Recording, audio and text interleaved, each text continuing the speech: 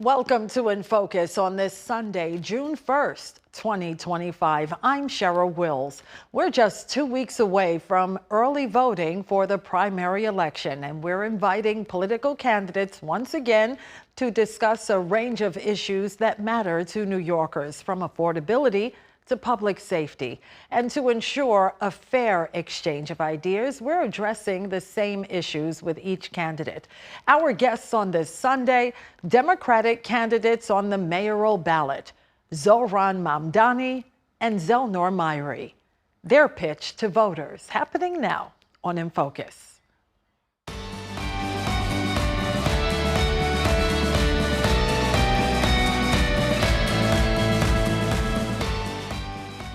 Let's begin today's conversation with Zohran Mamdani, Democratic mayoral candidate. It's good to see you. Thanks for being here. Good to see you as well. It's a pleasure. Yes. So, Mr. Mamdani, what do you see as the most pressing issue facing New Yorkers today? Affordability. This is the most expensive city in the United States of America, and 1 in 4 New Yorkers are living in poverty. And I hear from too many who do not know if they can continue to afford the city that they call home. Whether it's housing or childcare or even just $2.90 for a Metro card, that's now out of reach for 1 in 5 New Yorkers. This is a crisis. It's suffocating our city, and I'm running to make the city affordable. So if elected, here's what you propose to do. You want to freeze rent, yes, ma'am, make bus fares free, no cost childcare. How would that work? Well, we have seen under the previous administration the rent being frozen 3 times. And yet under this mayor, we have seen that rent hike happen every single year. And we know that Mr. Cuomo offers no different. He offers the same kind of hike. And ultimately, more than 2 million New Yorkers live in rent-stabilized housing. They have a median household income of $60,000. And their landlords have seen their profits increase by 12%. They deserve that rent freeze. That's what I will actually deliver. Yeah, and you also want to deliver city-owned grocery stores to deal with the rising cost of food. How would that play out? So this is based on a successful model we've seen in Kansas, a feasibility study that was done in Chicago that has led us to put forward a proposal for a pilot, 1 grocery store in each borough, so 5 in a network of municipal-owned stores that would guarantee cheaper groceries. Because when I speak to New Yorkers, if they're making $40,000 or $200,000, they tell me they are getting priced out of produce, and they need to be able to afford their milk, their eggs, their bread, and we are going to deliver them that. Let's pivot to public safety. You want to create the Department of Community Safety. Did I get that right? Yes, you did. And that you say it would prevent violence before it starts. Explain how. So what we're seeing right now is concern from New Yorkers across the 5 boroughs around questions of public safety. And we know that police have a critical role to play in creating that safety. And when you talk to those officers, as I have, we also know that we're making it near impossible for them to do their jobs by asking them to also be social workers and mental health professionals. And that reliance on them for nearly every failure in the social safety net has meant that they can't actually tackle serious crimes. So this is a proposal that allows police officers to do police work and mental health professionals to do mental health crisis intervention. How would you get more cops on the job? Well, the first thing we have to do is to stop so many police officers from leaving the department. We're seeing nearly 200 or so leave every single month, and nearly a quarter of them say that one of their leading concerns is forced overtime, which comes back from all of these additional responsibilities we're asking them to take on, whether it's mental health interventions or even dealing with homelessness. Ultimately, if you make the job one where you can have a quality of life, you'll see more officers stay in the job. And if you hire the mental health professionals and social workers, you can actually respond to those mental health crises in the way that New Yorkers deserve, one that delivers public safety. And do you think that would help all of the violence we're seeing among all of our young people? There are so many shootings in our city right now involving teenagers. Absolutely, and that's why at the heart of this Department of Community Safety are 5 focuses: mental health crisis, homelessness, gun violence, hate crimes, and victim services. And when it comes to gun violence, we've seen there is an effective model for addressing it, treating it like the public health crisis it is, a cure violence approach, but that isn't present in every single precinct in our city. It isn't present in the way that we're actually addressing this crisis, and that's what we're going to finally do. And what would you do about the iron pipeline? You know, I think, as you know, as so many New Yorkers know, the guns that are used here are not guns that are made here. And that comes back to the way we use this bully pulpit of the mayor's office. It's been described as the 2nd most powerful bully pulpit in America to finally bring that accountability in Washington, D.C. We need a mayor who can go to Washington and advocate for this city, not one who is planning to and then has to come back because his fundraiser is being raided by the feds. Let's pivot now to federal funding. It's a major issue, as you know, for nonprofits and agencies here in the city. Budgets are being cut. It's trickling down to New Yorkers. People are starting to feel the pain. And Medicaid, there's a very good chance it may be slashed by the billions. If elected, what would you do about it? We know that in a $115 billion budget in New York City, about 7% is funded by federal grants, close to $8 billion. These cuts that are being proposed in this horrific piece of legislation in Washington are ones that will attack working class New Yorkers across the city and across the state. There are a few things we have to do. The first is actually fight back against Donald Trump. We have a mayor today who's collaborating with an administration. We have a former governor, Mr. Cuomo, who is not going to be able to fight Washington, D.C. because he's funded by the same donors that put Trump in Washington, D.C. Ultimately, I'm going to be a mayor who leads this city, who fights for this city, and is also going to raise $10 billion for this city so that we can start to sustain some of these cuts that are coming down the pipeline and ensure that city services continue to function. Can you be more specific? A lot of candidates say we need to fight President Trump. But how do you do it when he has so much support? Well, I think there are a few things. The first is that we have a city that is reliant on this federal funding to provide some of our social services. And yet what we are seeing is an inability to raise the revenue necessary so that we can afford to take on Donald Trump. If we do not raise this kind of revenue, Donald Trump will hold that funding over our heads as leverage that he will use to attempt to detain and deport whichever New Yorker he so deems. Additionally, we know that in our city we have a proud history of our law department being on the front lines in the fight for equality. And yet we have seen under this mayor the directive to every agency across this city to not critique Donald Trump when in fact these are the very agencies that should be on the front lines of pushing back against Donald Trump. Mr. Mamdani, what's your final pitch to voters as we approach the early voting period, 2 weeks away? This is a city that you have helped to build. This is a city that is the result of the work of working class and middle class New Yorkers, and yet New Yorkers are being pushed out of this very city. We need a mayor who will finally deliver a city that they can afford, a city that they can do more than just struggle in. That's who I'll be as I freeze the rent, make buses fast and free, and deliver universal child care. Zohran Mamdani, Democratic mayoral candidate. Thanks for coming in. Thank you so much for having me. Okay. In Focus continues after this quick break.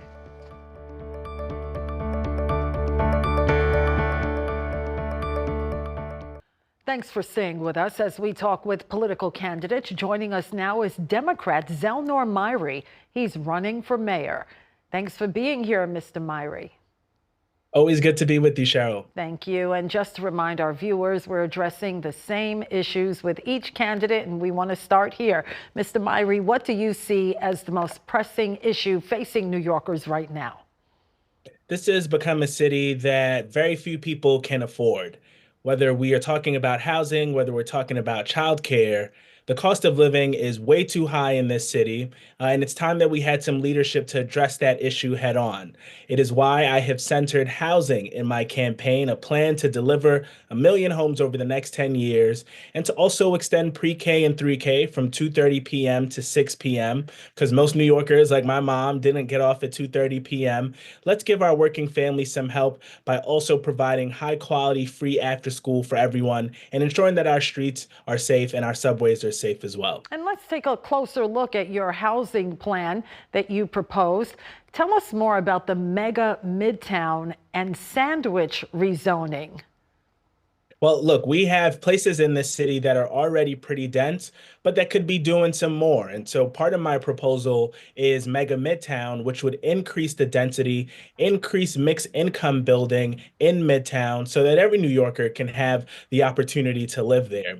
There are also industrial areas, industrial neighborhoods that are sandwiched in between residential neighborhoods in this city. They no longer serve that industry's purpose. We can convert those industrial areas into residential, and that is why I'm calling it sandwich rezoning. Okay, and let's pivot now to public safety. Your Rebuild NYC plan includes a step called Clear 100 for public safety. Explain what that means. You know, Cheryl, unfortunately, in this city, 60% of our shootings go unsolved. And that has really important consequences for the community. If you're a victim or a survivor, you know that it is not likely that your crime will be solved. You are less likely to engage with law enforcement. But if you're someone that might resolve a conflict with a gun, you also know that it is likely that you won't get caught. So, what I want to do is change this entire dynamic. I want to solve every single shooting. I want our clearance rate to be 100, thus the name Clear 100. Other cities have detective bureaus that are solely focused on solving our shootings. And in those cities, we've seen shootings go down. I want to do the same thing here in New York City. I don't want to play second fiddle to anybody else in the country. I want us to have the top spot. Let's go ahead and solve every shooting. And with that, what do you make of the alarming number of shootings involving children in New York City? What would you do about it if elected? This is one of the ultimate tragedies of our time right now, seeing our young kids be both the victims and the shooters. And we got to focus on this and we got to be a little creative. Here's what I want to do. I want 50,000 more summer youth employment slots so that none of our young kids end up on a waiting list when they're applying for a summer job. My first job ever, Cheryl, was a summer youth employment job. Let's make it universal, no waiting list. Every kid has the opportunity. But I also want universal after school. We know between the hours of 3 and 6 p.m. that our kids are getting involved in things we don't want them to. That tragedy that we saw of a young woman being shot by a stray bullet, that happened in the after school hours. Let's keep our kids safe. Let's keep them in the building, give them something to do, and keep them off of our streets. Let's move next to federal funding. It's a major issue for nonprofits as well as agencies right here in New York. Budgets are being cut left and right. Many New Yorkers are now feeling it. If elected mayor, Mr. Myrie, what would you do to help? First, we got to call it what it is. What this president has been doing is unconstitutional. I'm also a lawyer, thanks to our very good public schools that put me on the path to success.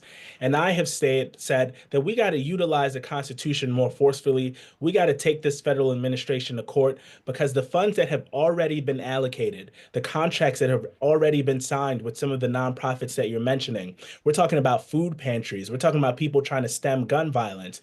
These are things that have already gone out the door. Taxpayer money that already has been paid and allocated. We have to sue them to stop. But if they continue, if Congress actually goes through with some of these cuts, then we got to have some tough conversations with our partners in Albany, our partners in the federal government, to ensure that we are saying very loudly and clearly every day that we will not stand for these cuts. Hopefully, we'll get a new Congress in 2026 that'll be able to stem the worst instincts of this federal administration. And that's part of what you call your frontline agenda, right? To battle attacks from Washington. That's exactly right. I want to hire 50 more lawyers for our law department so we can go on offense. Listen, we're from New York. We call it what it is. If someone pushes us, we cannot let them do that without pushing back. I want to ensure that we have the legal resources to do it. And what's your final pitch to voters as we approach the primary in about 2 weeks? Listen, we are at a crossroads in the city right now. This used to be the capital of opportunity. It is where my parents came to 50 years ago. They worked in factories to put food on the table. They sent me to public schools. I was able to rise through that, become a lawyer, represent the same neighborhood that my parents came to. That is what our city is about, having the opportunity, and that's slipping away for far too many New Yorkers. I want to change that. I want affordable housing. I want affordable childcare. I want you to feel safe on our streets and on our subways. We can only get that done if we turn the page on old leadership. I hope to have your support starting June 14th. Zellnor Myrie, Democratic mayoral candidate, appreciate your time. In Focus continues right after this.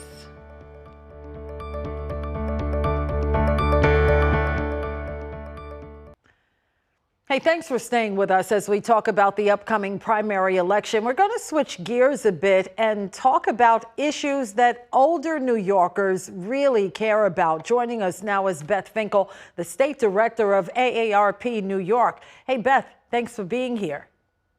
My pleasure. So we've been talking with candidates about their top priorities, but a large voting bloc, older New Yorkers. And let's talk about the issues that matter most to them. Let's start with affordability. Everyone knows that's a top issue. What do your surveys say about that issue? Actually, 94% of them said there's a 50 plus voters in New York. Actually, it was 50 plus, but also 18 plus. So we got everybody in there. And they're all saying 94% are saying that the cost of living here in New York is just prohibitive.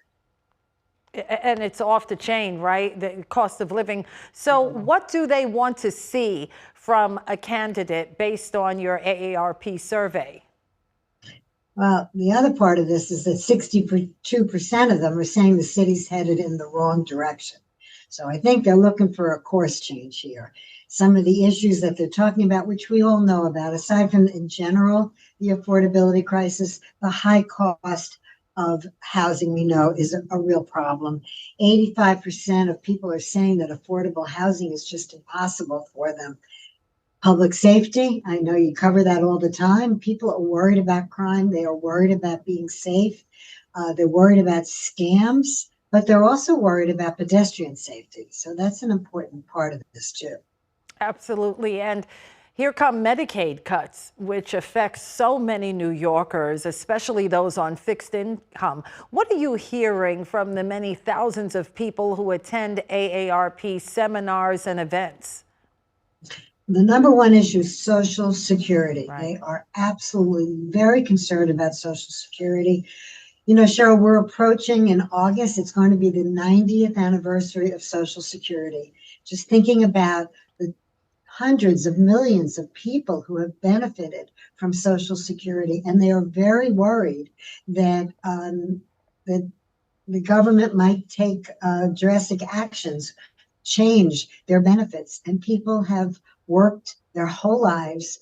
They've earned their Social Security. I don't know about you, but I started paying in at the age of 16. So I got a lot of years that I've been counting on it coming in one day, as most New Yorkers feel that way too, very, very strongly. And let's talk about turnout, Beth. It's typically very high among older New Yorkers. What are you expecting for the primary? Well, last June's primary, 72% of all the voters in New York City were over 50 years of age. They are the most reliable voters. And in that Siena poll that we did, we found that 9 out of 10 said that they were definitely intending to vote. So that's a really important element to all of this. And keeping in mind that 7 in 10 of them are saying that the politicians really need to do more for New Yorkers. So that's, that's a combo that politicians really have to wake up and listen to. In some counties, that number was almost 80%. In Suffolk, in Suffolk, it was over 80. But in New York City, both Staten Island and the Bronx were way over the 75% or 50 plus. So you really need to look at the issues they care about. Yeah, and let's talk about the process of voting. Of course, during this primary, we're going to have ranked choice. Do you think, Beth, that older New Yorkers fully understand the ranking system and how it works?